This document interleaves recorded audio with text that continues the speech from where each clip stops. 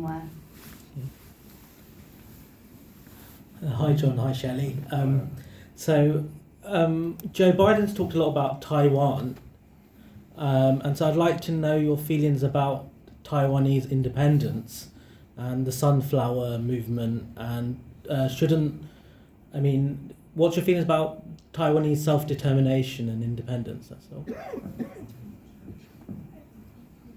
Well, Taiwan was one of those, it seemed to me, and I went there quite a while ago when it was, actually I think that it was known as Formosa, and it was weighted down with Chiang Kai-shek's people.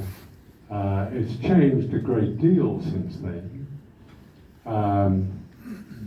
But this, what do they call it? A creative ambiguity. I actually think Beijing, before the campaign against China, coming from the West, particularly bringing up the whole issue of Taiwan as a flashpoint when it really wasn't. I remember standing in Beijing airport and being absolutely fascinated, looking at the board of all the hundreds of flights that were going everywhere, all over China and what. There was a shuttle to and from Taiwan. One of the researchers I worked with there, her family were in Taiwan, went backwards and forwards in Taiwan. There was a complete connection between Taiwan and China. Whether or not it would have remained like that, I don't know, but it's certainly, my guess is it probably will,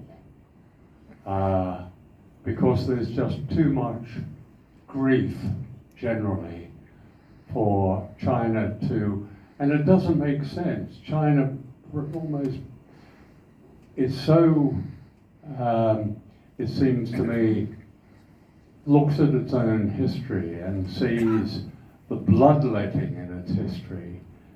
I think there is, it's such an anathema to begin something that could get out of control. I don't believe something like Ukraine would happen coming from China. It's just a guess.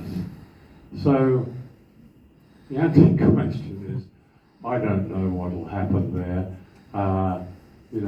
With everyone from the hideous Nancy Pelosi to others who go there to try and stoke something, the relationship between, it seems to me, between Taiwan and the mainland, apart from a lot of perhaps rhetoric, though very little actually aimed at each other directly,